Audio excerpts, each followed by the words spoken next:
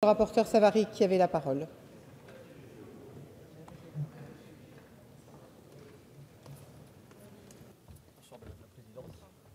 Oui, très bien. Comment ça monte, ça oui.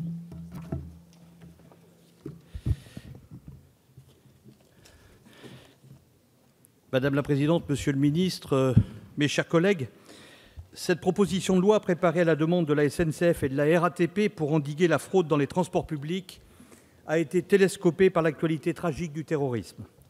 Le 21 août 2015, un attentat à l'arme d'assaut dans le Thalys Amsterdam-Paris aurait pu faire un massacre s'il n'avait été déjoué par d'improbables actes d'héroïsme individuel.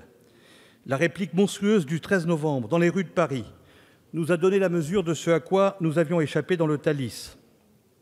L'attentat du Thalys de cet été n'est ni le premier, ni surtout le plus dramatique des coups portés contre les transports terrestres, quand on se rappelle l'attentat au gaz sarin dans le métro de Tokyo, le 20 mars 1995, l'attentat dans le RER B à Saint-Michel à Paris la même année, celui de Londres où 4 explosions ont touché les transports publics en 2005, ceux des stations de métro de Moscou en 2013 et surtout celui de la gare d'Atocha à Madrid en 2004, qui a fait 191 morts et 1400 blessés.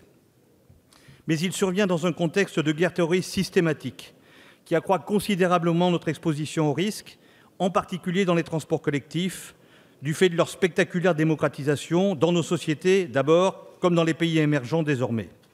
Ce sont les avions, du fait de leur confinement sans échappatoire et du nombre de victimes à la portée d'un seul attentat, qui ont été les premiers modes de transport visés par le terrorisme.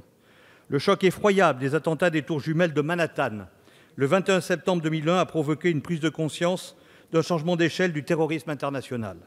En réponse à cette agression sans précédent, les États-Unis et à leur suite l'OACI et l'Union européenne ont mis en place à marche forcée un ensemble très complet de règles et de mesures contraignantes en matière de sûreté aérienne qui s'imposent désormais universellement aux États. Elles concernent l'habilitation de tous les types de personnel qui travaillent dans les emprises aéroportuaires, les compagnies aériennes et leurs fournisseurs de services, ainsi que le contrôle de tous les personnels, les passagers et leurs bagages de cabine comme de soute. Ces mesures de filtrage systématique ont connu un déploiement mondial qui a considérablement sécurisé le transport aérien.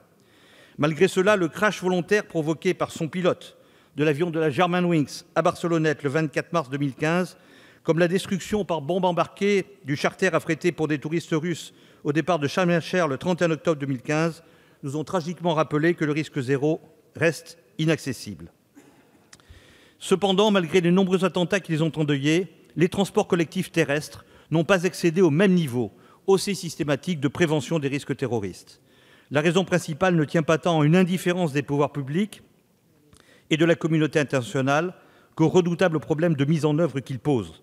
Il s'agit de modes de transport de masse essentiels à la vie quotidienne, dont les nombreuses ruptures de charge et correspondances et dont le cadencement rapide, notamment aux heures de pointe, exige rapidité et fluidité. Il est donc illusoire, sauf à devoir y renoncer, de penser transposer à l'identique les protocoles de sûreté aérienne aux ferroviaires ou aux bus urbains, même s'il est permis de s'en inspirer utilement au cas par cas pour les trains à grande vitesse, notamment internationaux. À titre d'exemple, en France, nos 14 000 trains quotidiens, dont plus de 5 000 dans la seule Île-de-France, traitent annuellement 2,5 milliards de voyages individuels contre 140 millions pour l'ensemble de nos aéroports. La seule gare du Nord enregistre 201 millions de passagers, plus de 100 millions pour la gare Saint-Lazare. Le métro parisien transporte 650 000 personnes à l'heure de pointe, 2 fois par jour, et la gare du Nord en accueille jusqu'à 1 million les jours de grande affluence. Pour autant, spécialement en France, on ne part pas de rien. Le service national de la police des transports compte 2000 agents déployés dans tout le pays. En Île-de-France, 1137 agents d'une sous-direction spécialisée de la préfecture de police leur apportent leur concours. La Sûreté générale de la SNCF dispose de 2800 agents et le groupe de protection et de sécurisation des réseaux de la RATP en déploie 1250 dans le métro et le réseau des bus et des tramways. Des caméras de vidéosurveillance sont installées dans toutes les gares de France, de plus de 30 000 passagers, ainsi que sur l'ensemble des quais des RER et du métro, avec 510 caméras pour la seule gare du Nord. Les nouvelles rames TER Régiolis et Régio 2N sont équipées de caméras embarquées dans les wagons de passagers. Un centre de contrôle associant la SNCF, la RATP, la police des transports surveille 24 heures sur 24 et 7 jours sur 7 l'ensemble du réseau francilien avec une capacité d'intervention quasi immédiate sur tout le réseau. Et partout en France, la police de l'air et des frontières, la gendarmerie et des unités de police ou des douanes peuvent les renforcer à tout moment. Il n'en reste pas moins que les menaces qui pèsent sur nos transports quotidiens nécessitent aujourd'hui de combler des insuffisances de protection qui sont raisonnablement à notre portée. Il ne s'agit pas, j'y insiste, de nourrir l'illusion politique du risque zéro par d'inutiles surenchères sécuritaires. Créons-nous des citadelles au prix de renoncement à nos libertés essentielles que les terroristes frapperaient à côté. Mais à l'inverse, on voit bien que le durcissement de nos dispositifs de protection et de défense, qu'ils soient exceptionnels comme l'état d'urgence ou de droit commun comme Vigipirate ou la sûreté aérienne, nous expose infiniment moins que les populations des États désorganisés. Ce que propose ce texte, c'est précisément de durcir, comme disent les militaires, notre dispositif de protection dans les transports terrestres. Pour cela, il faut agir simultanément sur deux registres, celui du renforcement des moyens légaux à la disposition des agents de sûreté, des autorités organisatrices et des exploitants, et celui des moyens humains et matériels à déployer sur le terrain. Le texte qui est soumis à nos débats ce soir, initialement de 9 articles, en comporte désormais 14, après un travail particulièrement constructif de nos deux commissions, celle des lois pour avis, rapportée par Sébastien Pietrasanta, dont on connaît l'expertise dans ce domaine, et celle de la commission des transports et du développement durable. Il comporte 3 titres. Le premier, qui est devenu le principal, vise à lutter contre les atteintes à la sécurité publique et à prévenir les risques terroristes. Il autorise les agents de sûreté de la SUGE et du GPSR à effectuer des fouilles, des inspections visuelles et des palpations de sécurité aléatoires et à refuser l'accès au train en cas de non-consentement des voyageurs.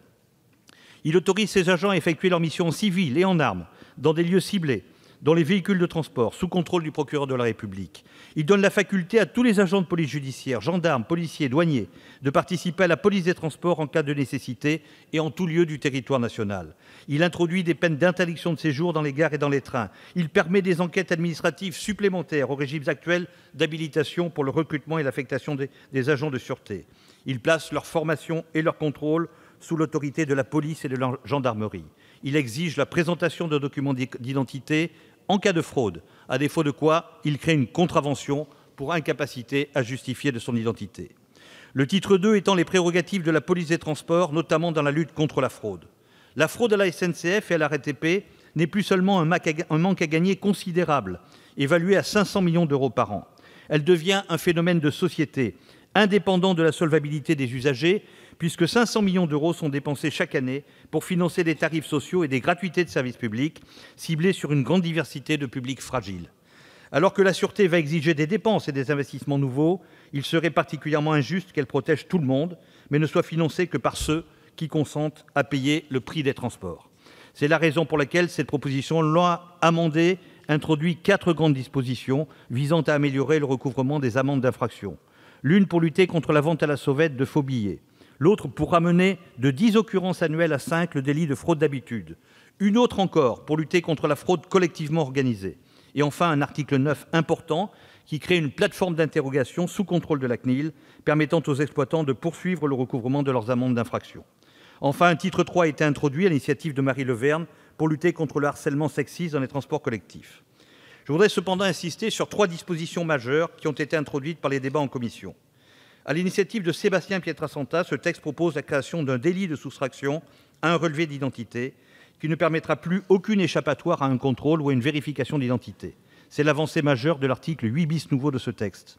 En second lieu, nous avons introduit de diverses origines politiques des dispositions d'extension des prérogatives de police des transports aux réseaux locaux et régionaux de province, notamment, mais pas seulement, par une extension des missions des polices municipales.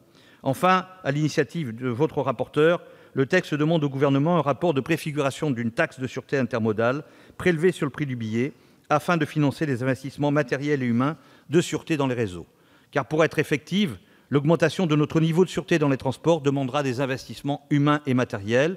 Il s'agirait là de transposer au transport terrestre un mécanisme de financement équitable et neutre sur la concurrence intermodale qui a montré toute son efficacité dans l'aérien. Ce texte très attendu obéit à une exigence et à une ambition.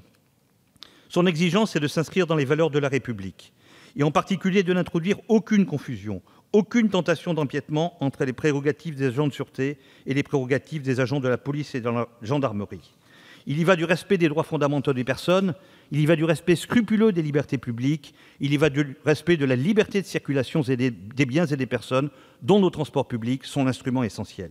Ce texte a une ambition, celle de constituer une sorte d'avant-garde à une prise de conscience de l'Union européenne, et pourquoi pas de la communauté internationale, en faveur de la définition d'un cadre législatif international et d'un plan d'action ambitieux en matière de politique de sûreté et de prévention des actes terroristes dans les transports terrestres. C'est dans cette perspective que notre commission des affaires européennes a adopté hier une communication en ce sens à l'adresse de la Commission européenne. C'est tout à l'honneur de notre Assemblée nationale que de faire une fois encore œuvre pionnière dans un domaine aussi important et sensible pour nos concitoyens. Et je ne doute pas, mes chers collègues, que nos débats, comme ceux du Sénat, enrichiront encore substantiellement ce texte.